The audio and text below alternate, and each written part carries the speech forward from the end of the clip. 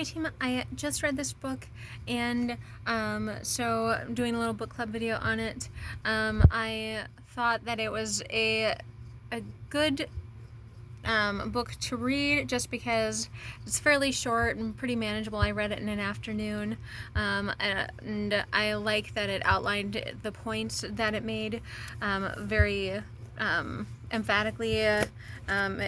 Most pages had the breakdown and then had little descriptions, and so I know with some materials that are, for good, it can feel a little dense, and kind of not, kind of depressing or not motivating. So having it seem manageable with like the visible smaller paragraphs and the large prompt on the side, I think that made it more motivating, more motivational and easier to tackle. I thought that it had a lot of great information, a lot of good points that were brought up, and it talked about things that people of differing races might be asked to do that others might not be, like doing free work at work, or being a part of the inclusive team, which they argued would leave them less time to do rewarding work. Not rewarding work, but like the reward work, the more fun work. And so that wasn't a good misspeak. But I mean, you can also say that a lot of those initiatives are, I think it even actually said it in the book, that some of them are kind of taken for granted and they don't really, they're not glamorous, they don't go anywhere. So maybe it's not as argumentative, but I thought it was all right. I thought that some things were pretty basic. Of course, the whole premise is it's an anti-racist ally, an introduction to activism and action, and I think that the approach they took, I didn't much care for. How they started the introduction was, oh, so you decided to be an ally, and then kind of went from there. You know. It's a guide and it has advice, but it seems more, it seems like they just have a different interpretation of what an ally is. To me it's more of like a lifestyle, and for them it's like a job, and that gives you ownership over it, making it like a part of, like a position, like a job. Like I didn't like how some of them said, some of the suggestions were kind of manipulative in the back. Well, don't share your feelings about racists and oppression with the people who are being oppressed or feeling the effects of racism, because they might be re-traumatized. And I feel like, but it also said, I felt like that was manipulative, not being able to share, especially if they are like people that you are friends with. Like, it's one thing if you're kind of a stranger, but if you are friends with that person, then like talking about those things is not going to be a bad thing. It's all about approach, I say, whether you're able to keep it appropriate. And I mean, you don't have to send graphic, like people beaten or shot or anything like that, but I think maintaining the conversation is not a bad thing. But then they also said something, oh, what was it? I just had it and then I lost it. They also said that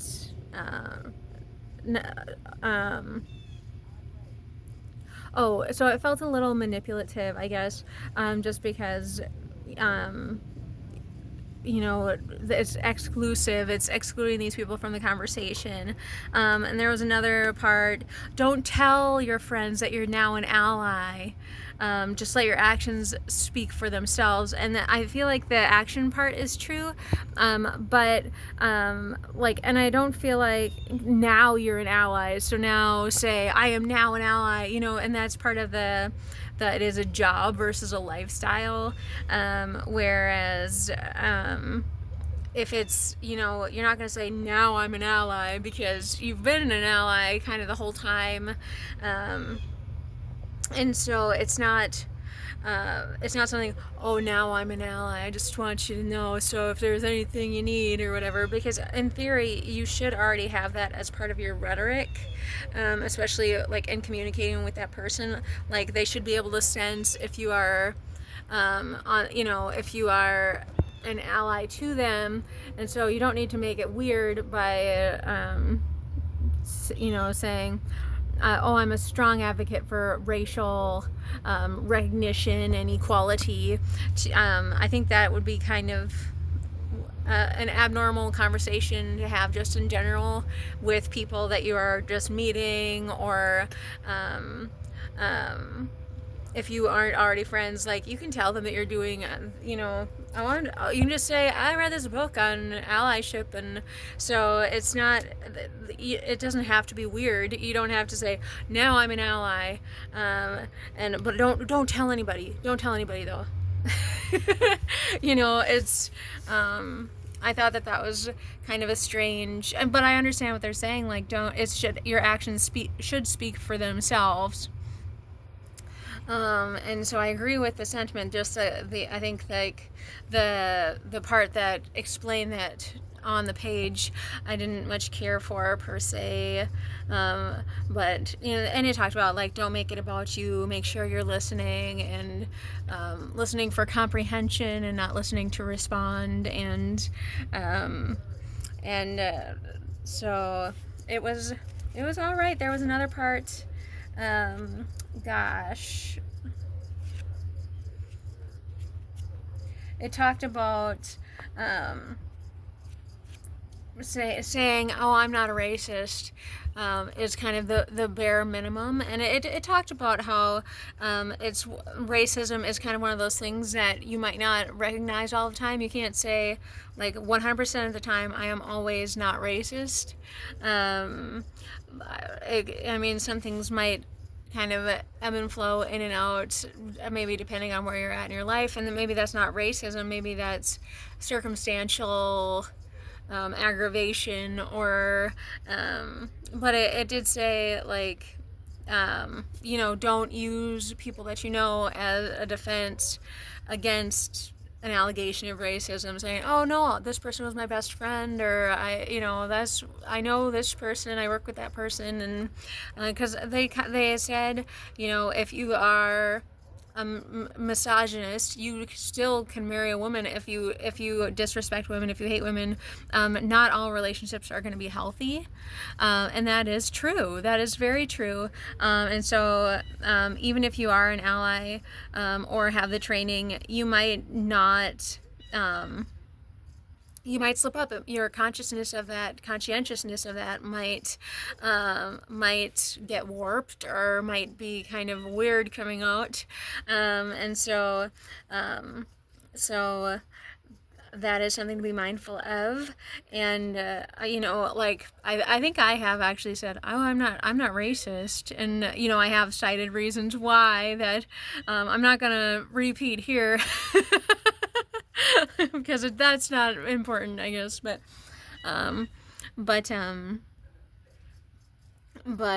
I think their definition of allyship too is an active, engaged allyship, which is more politically affiliated and politically minded.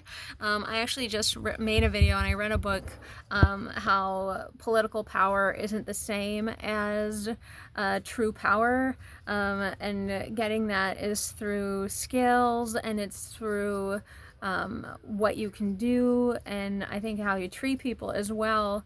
And so I find that that perhaps the focus of the book isn't necessarily in line with, it said that, and the first book I read kind of brushed on how politics and political power, it doesn't always get you anywhere. Sometimes, and you can maybe even see that where sometimes politics can be kind of a lot of hot air and ass kissing. But you see dystopian TV shows and things where it's all glad handing and whipping votes for certain politicians, and it's a game.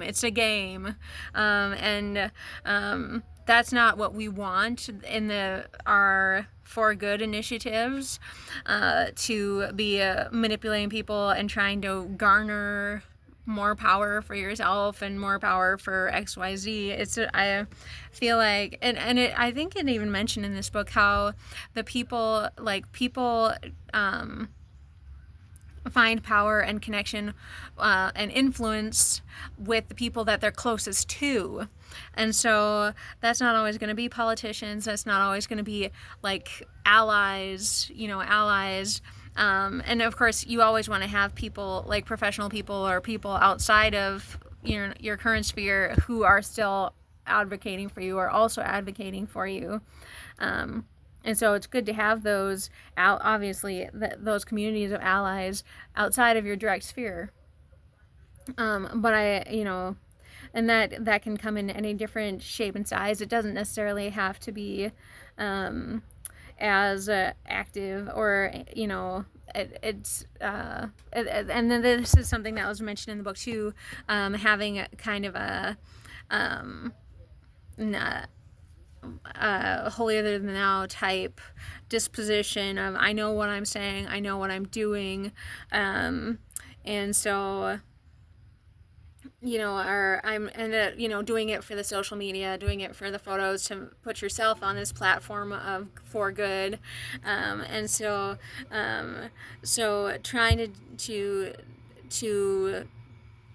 be perfect in yourself isn't the same as actually feeling for other people, and sometimes that can be tough, figuring out, like, especially if it's like a sociological thing and you don't actually know anyone who is disenfranchised. It's tough because you want to advocate for people and you want to help people, but it said don't seek people out for like a token black friend or a token anything, minority friend, because they can tell, and so but you want to help, and but sometimes those relationships happen organically and sometimes they don't. And the first book I read actually kind of talked about building or having those environments where you interact with Black people, and sometimes it might not be, the conditions might not be positive for that. I mean, the population is smaller, and so they might be very lightly dispersed in your area, to be able to have those meaningful conversations and those meaningful communications and relationships. But it also said, sometimes people also kind of congregate with people that are like to them, just because it's, and that, obviously you're a bunch of different roles. This book actually said, a lot of people have several facets, and that made me giggle a little because I'm a word nerd, and so it was, well, I'd say more than several, thank you, friend. Because I was being kind of a snot, but this, because the people are so dynamic and they have so many different spheres of interest, and so sometimes multicultural friends you can have things in common with, but not as many things in common with, and so you might kind of congregate more towards those people that you have more in common with, and so that's not necessarily a societal segregation that isn't chosen. They might choose it. I know I was trying to help someone find housing, and we had some cool options, but they wanted to stay in their neighborhood because it was primarily people of the same ethnicity, the same culture, and so, you know, and that's not a bad thing to have that support system, to have people who are so like-minded. It just, in that particular instance, made it harder to find a good place for them to live. With, yeah, and there were other factors, of course, so that's another factor of wanting to hang out with people that it's just easy to hang out with, that you have the good chemistry with, and so that's another factor in society, and that wasn't really touched on too much in either book, actually. It was mentioned in the other book, but then you have those initiatives of trying to integrate those who are different into society to stop segregation, and to try to create more more intercultural communication, intercultural relations. So there are initiatives in place trying to open that up and try and make sure people have, and have those opportunities, at least. And some of the books were saying, they want the safe homes, and they want the happy homes, and the first book I read was talking about black people attacking black people, and how that was a very big factor, and how those who were a minority felt like they were more likely to be victimized in a criminal environment, and so we can change that. We can get you into healthier environments, but you have to be willing to change the cultural dynamics, and a lot of it's about your own power, and recognizing that everyone, recognizing you have it, and helping others to recognize that they have it too, because the more power you have, it's argued the lesser friction and the lesser crime you should have, because people are more contented and they don't feel like they deserve more things, and things like that. So knowing more about your own environment and your own culture, but also being mindful of advocating for yourself and being an ally for yourself and for your friends when you are like personages. I'm obviously white, and so I haven't tried to be affluent in multicultural, in too many minority ethnic communities or anything like that. So I I know that I am privileged, and I recognize my own privilege to a certain degree. I'm sure that I'm more privileged than I know. But that was something I wanted to talk about. There was white comfort, and trying to kind of tiptoe around the white majority to hope that they're comfortable, so they don't see all the pain or the bad that you're going through, to kind of tiptoe through and just keep relations like civil and peaceful and calm. And I will say I had somewhat liberal ideologies in a very conservative environment, and we were all white, and it was the same for white to white comfort. So I don't know if it should be labeled specifically as white comfort, or if there's another term that we could come up with for just that's more dynamic, just because it was definitely my majority of, well, I can't, talk about my my radical notions and my hippie ways, and advocate for these people. So now I'm talking for 20 minutes, of course. But I just made a video of this and it was a minute and a half. So now we're on 20 minutes. So yeah, but lots to talk about. And I talked about advocacy and talking about legislation, and I think that there are other ways we could talk about that. I might have to make a full presentation about this if I'm going to keep talking. But yeah, so lots to unpack. And the mentioned donations and recurring payments. I've done that for nonprofits where I make the commitment to once a month, and then it's totally manageable because it just automatically goes out, and it's like, that's good, that's what I wanted. But if I had to be mindful about it, I might not give every month. Because of this, that, and the other thing. So they are right to set up the recurring payments, but and they mentioned donations twice in like a couple of pages, just monetary benefits, and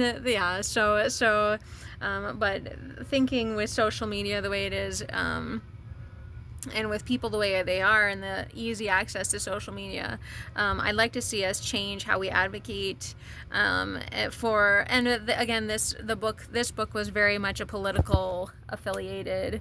Let's move things forward with legislation and with supplemental aids and things like that. And well, they didn't say that overtly, but I think it was kind of an implication. But while the other book said had a different approach. So overall, I'd like to see